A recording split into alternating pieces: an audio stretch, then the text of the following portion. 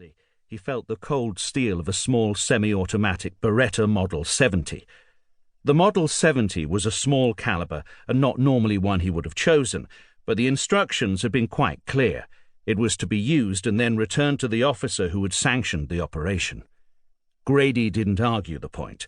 At close range, the weapon could be just as deadly as something larger. Earlier, as he'd watched, vapour had begun to flow from the boiler exhaust in the wall of the target house. An internal thermostat must have reacted to the drop in temperature triggered by the rain.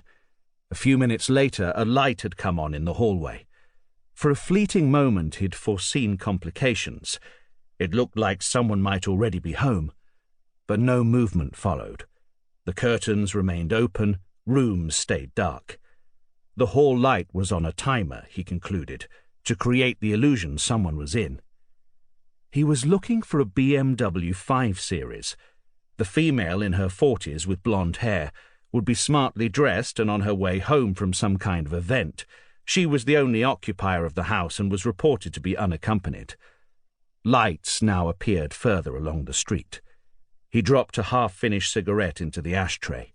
As the car pulled up near to him, he could see the rain in the headlights. He nodded as he recognized the familiar shape of a BMW. The car pulled up outside the house and began to reverse into a parking space. He couldn't make out the driver, but from the number of attempts being made to get into the space, it appeared they were clearly struggling with the difficulty the rain was causing. Finally, the car was parallel to the verge. The engine stopped, and a few moments later, a folded umbrella edged over the top of the driver's door. It sprung open as a figure emerged. He saw dark clothes, trousers, a raincoat flapping in the wind, and then a briefcase. The head and upper body were obscured by the umbrella. It was impossible to be certain if the figure was female, but it looked probable. Watching as the door to the car closed, he silently stepped out into the darkness. The figure walked quickly across the footway and up the short path to the door of the house. He was now just a few yards behind.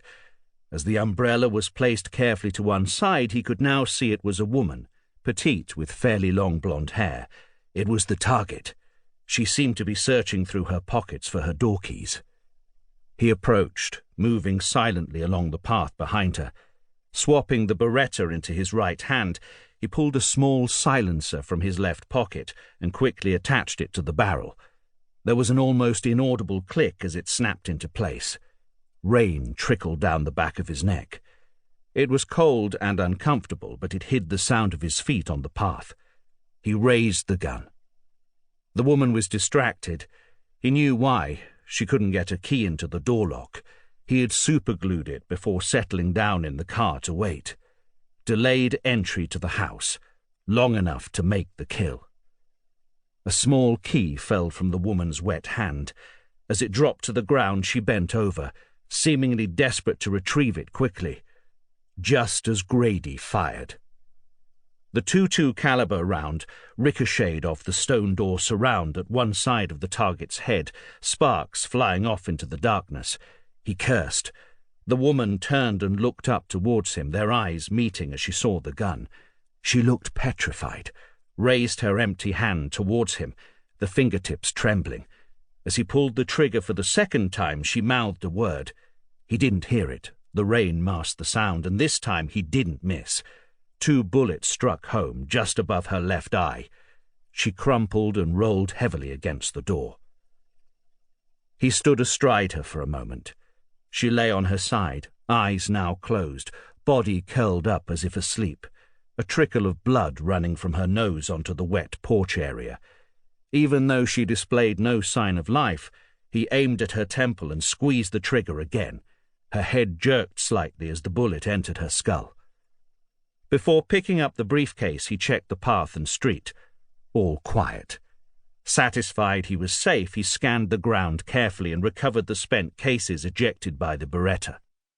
The lights of another car appeared further along the lane. He paused, staying still, gun in one hand, briefcase in the other, as he waited for it to pass by. But it looked like the driver was slowing down.